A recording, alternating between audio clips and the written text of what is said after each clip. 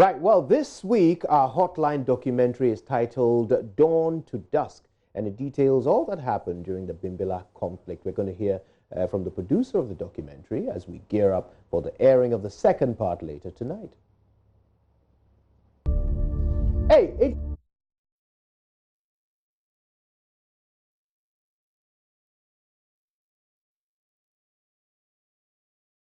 from the rest of the towns leading to Yendi. Whilst there is free movement in the towns beyond this barrier, the story is totally different here in Bimbila. Every evening, police have a duty to ensure no one is on this road. Bimbila is the capital town of the Nanumba North District. There's currently a 6 to 6 curfew here. It's about 9 p.m.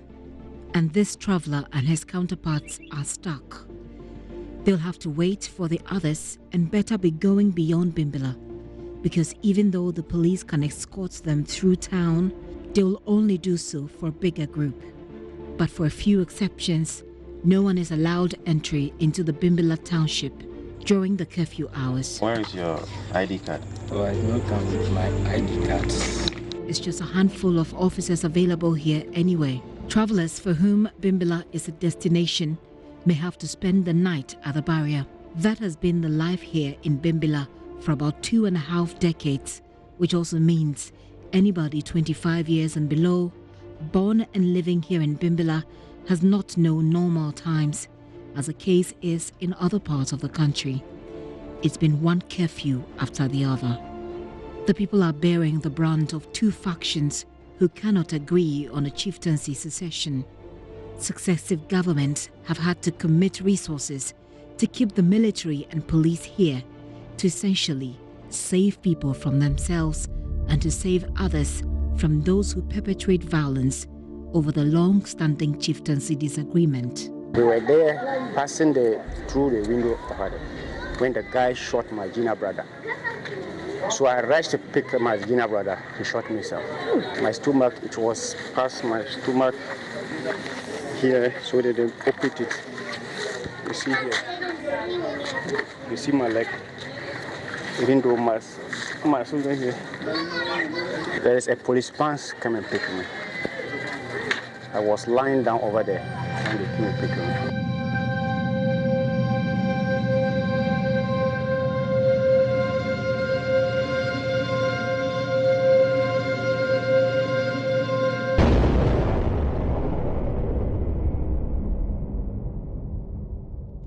This was in 2016, when the people unleashed violence on each other. JoyNews told the story of the dire effects of this situation, especially on education. If you are teaching and then all of a sudden you hear a kind of running or shootings. But for us, we cannot do classes because of the curfew. Because the curfew is 6, we cannot come for the classes. We will be sitting in the class. If they shoot a gun, we will run away and even leave the masters in the school. If there is conflict all the times, we can't go to school to study again. 8 February 2017, Regional Security Council in Tamale received intelligence of a planned enskinment of a Bimbila Kumabi by the regent the next day, Friday the 9th of February 2017. Rexec failed to dissuade the regent to defer the planned enskinment. Mr. Speaker, Minister for the Interior, Ambrose Derry, presented the following facts to Ghana's Parliament. on the morning of 9th February 2017, while the security forces were in a precautionary move to move reinforcement from Yendi to Bimbila, the Nanumba North District reported that the regent had in fact performed the enskinment ahead of the scheduled time of 3 p.m. and that tension was getting out of hand. District then requested that a curfew be extended. The curfew at that time was from 8 p.m. to 6 a.m. So it had to pass this through RESEC. RESEC duly considered the request for the extension of the curfew and recommended that same be communicated to the Ministry of the Interior. However, before RESEC communicated its recommendation to the Minister of the Interior, it received a report of sporadic firing of gunshots and the discovery of 2 bodies. As a result, they communicated and the curfew was extended, this time from 4 p.m. to 6 a.m. on 10th February 2017. When Dusk met to review the situation in Bimbila, it was reported that 7 more bodies had been found.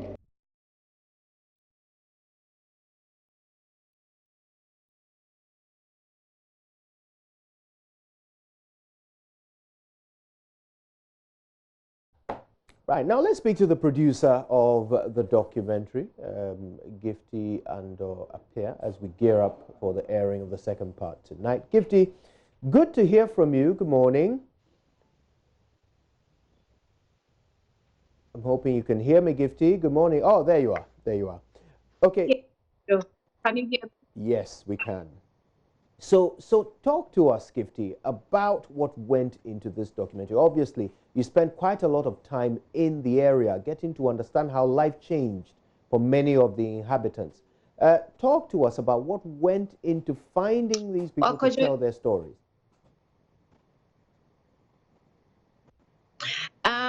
It's kind of crazy.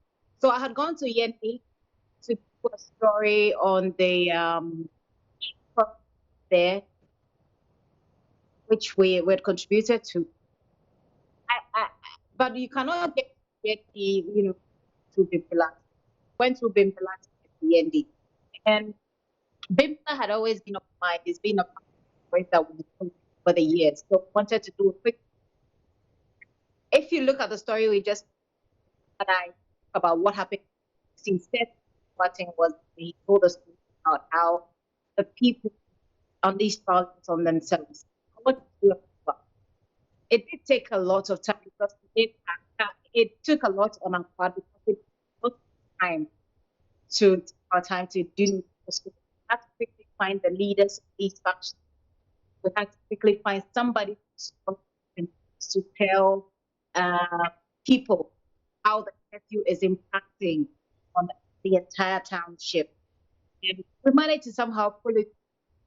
And then we went back on the that brought us to Accra. By way of summary, that's we together. Wow. Now, what would you say? I mean, would you say that this curfew has positively impacted the people of this area? Is it are they better off for the fact that the curfew was enforced? That's a difficult question to answer for you. Now, first of all, positive in terms of how it may have stopped the violence from spreading faster than it has. Positive in terms of how it may, and I think it may, but I don't know.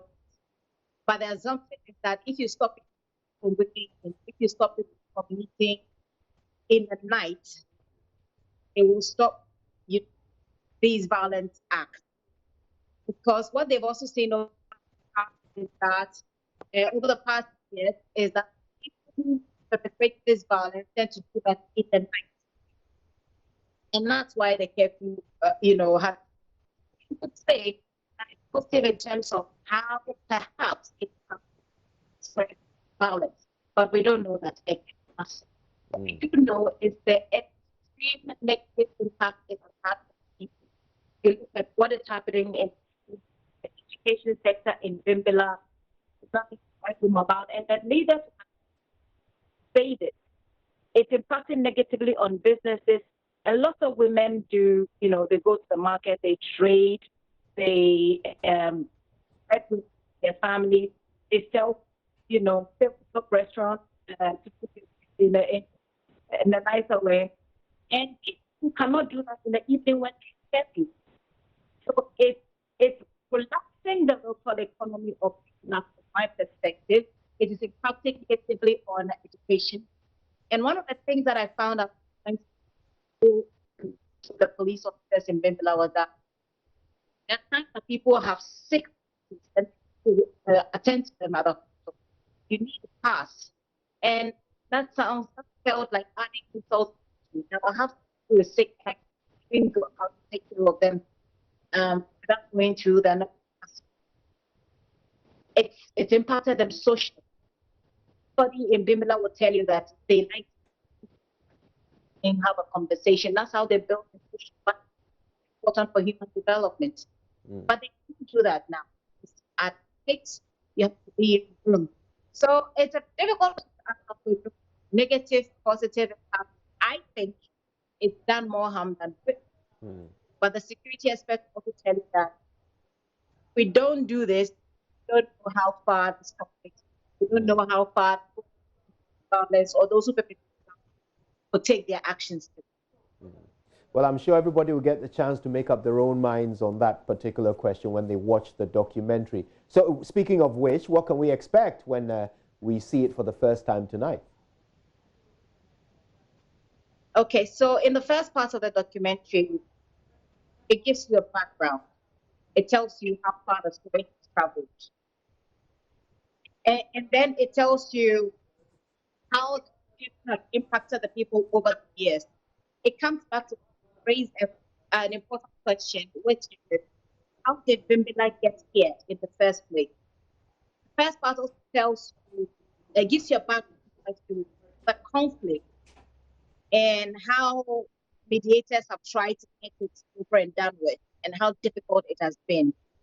It raises the question, how did Bimbila get here, which is answered in the second part of the documentary. In the second part of the documentary, it talks about everything that happened from the beginning to what, and what it has to take for the conflict to be over from the perspective of the two leaders, or the leaders of both factions in Bimbila, and then also from the perspective of those who live there, those who are living the curfew, or those who are living the hardships of the curfew. So that's what you're expecting the second part of the documentary. I go as far as asking them who is going to give up, because I realize that they both have very different perspectives and very different stories. They hold on to these stories with they both think that they're right. And so their positions are entrenched. So I talk to them, I try to find out whether the people they are trying to govern or rule are actually suffering because of their inability to, work this conflict. And you hear their answers. Wow. Yes, well, we certainly cannot wait for that to unfold tonight. It's called From Dawn Till Dusk, and it's another hotline documentary produced by the head of our security desk, Gifty Ando Apia. Thank you so much for speaking to us this morning.